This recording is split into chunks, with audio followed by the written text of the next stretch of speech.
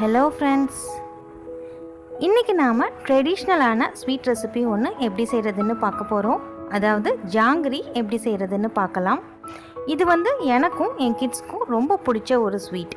So நான் நிறைய வாட்டி இந்த ஜாங்கிரி ஸ்வீட்டை செஞ்சுருக்கேன் அண்ட் எல்லா டைமும் என் கிட்ஸ் இதை என்ஜாய் பண்ணி சாப்பிடுவாங்க. இப்போ நாம் இந்த ஜாங்கிரி ஸ்வீட் எப்படி செய்கிறதுன்னு பார்க்கலாம். இந்த ஸ்வீட் செய்கிறதுக்கு நான் 1.5 கப் முழு உளுந்து எடுத்திருக்கேன். நான் ஒரு பெரிய பேட்சாக செய்ய போகிறனால நான் 1.5 கப் உளுந்து எடுத்திருக்கேன்.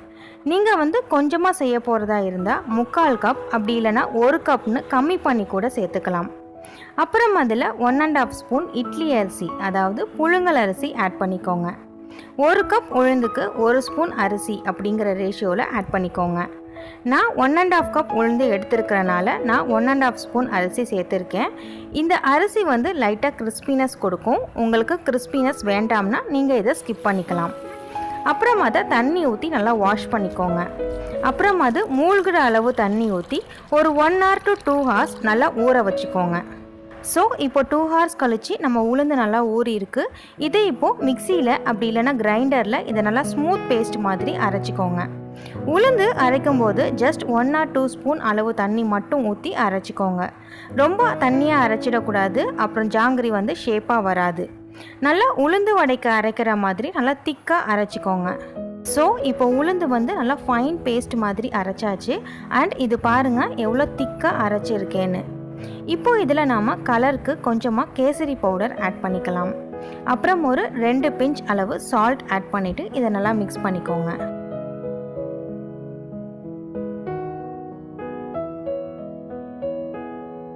ஸோ இப்போ நம்ம மாவு ரெடி ஆகிடுச்சு. இப்போ அடுத்து நாம் சுகர் சிரப் ரெடி பண்ணிக்கலாம். அதுக்கு இப்போது ஒரு பாத்திரத்தில் 3 கப் சுகர் எடுத்திருக்கேன். நான் 1.5 கப் உளுந்து எடுத்திருக்கிறனால நான் 3 கப் சுகர் ஆட் பண்ணியிருக்கேன்.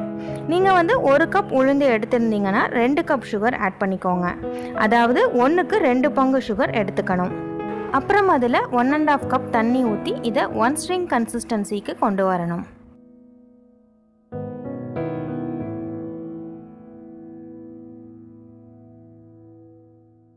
ஸோ இப்போ சுகர் சிரப் நல்லா கொதித்து திக்காகிடுச்சு. இப்போ நாம் செக் பண்ணி பார்க்கலாம். ஸோ பாருங்கள் இதில் 1 ஸ்ட்ரிங் ஃபார்ம் ஆகுது. ஸோ இப்போது அடுப்பை ஆஃப் பண்ணிடலாம்.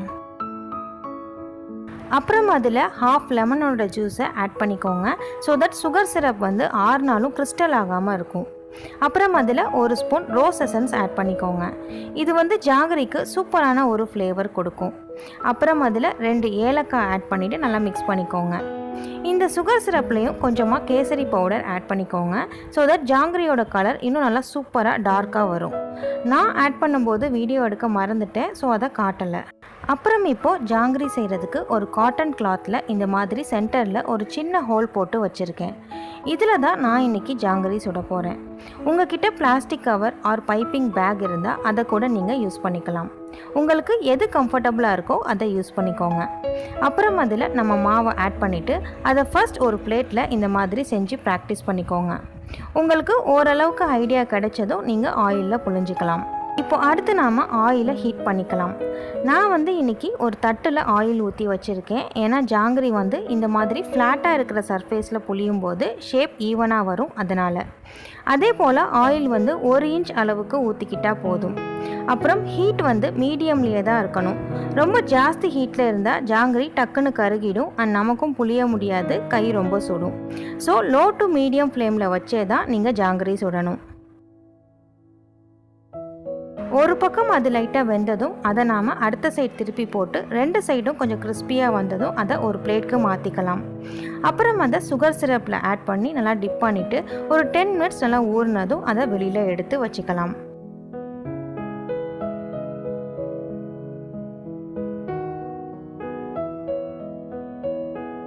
இதே மாதிரி நாம் மினி ஜாங்கிரி கூட செஞ்சுக்கலாம். உங்களுக்கு எந்த ஷேப் பிடிச்சிருக்கோ அந்த ஷேப்பில் செஞ்சுக்கலாம். ஜாங்கிரி சுடும்போது கொஞ்சம் கான்ஷியஸாக இருங்க. ஏன்னா நம்ம ஆயில் கிட்ட நம்ம கை வச்சு செய்கிறோம். ஸோ கொஞ்சம் ஜாக்கிரதையாக இருந்துக்கணும். அதே போல் சுகர் சிரப் சப்போஸ் ஆறிடுச்சுன்னா அதை மறுபடியும் கொஞ்சம் லைட்டாக சூடு பண்ணிவிட்டு ஜாங்கிரி ஆட் பண்ணிக்கோங்க. அப்போ தான் ஜாங்கிரிக்குள்ளே நல்லா அப்சர்வ் ஆகும் அண்ட் டேஸ்ட்டும் சூப்பராக இருக்கும். ஸோ இதே மாதிரி எல்லா ஜாங்கிரியும் சுட்டு எடுத்துக்கோங்க.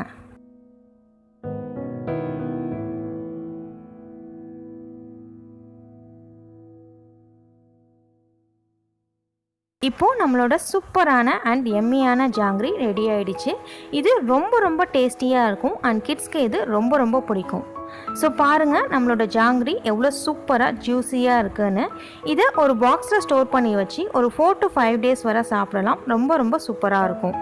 மீதி சுகர் சிரப் இருந்தால் அதையும் அந்த ஜாங்கிரி மேலேயே ஊற்றி வச்சிடுங்க. அது இன்னும் நல்லா அப்சர்வ் ஆகி டெலிஷியஸாக இருக்கும். நீங்களும் இந்த ஜாங்கிரியை கண்டிப்பாக செஞ்சு பாருங்கள். செஞ்சு பார்த்துட்டு எப்படி வந்ததுன்னு மறக்காமல் எனக்கு கமெண்ட் பண்ணுங்கள். இந்த வீடியோ உங்களுக்கு பிடிச்சிருந்தா லைக் பண்ணுங்கள், உங்கள் ஃப்ரெண்ட்ஸ் அண்ட் ஃபேமிலி கூட ஷேர் பண்ணுங்கள் அண்ட் மறக்காமல் என்னோடய சேனலை சப்ஸ்கிரைப் பண்ணுங்கள். கூடவே பக்கத்தில் இருக்கிற பெல் ஐக்கானையும் கிளிக் பண்ணிக்கோங்க. அப்போ தான் என்னோடய நியூ வீடியோ நோட்டிஃபிகேஷன்ஸ் உங்களுக்கு உடனே கிடைக்கும். தேங்க்யூ.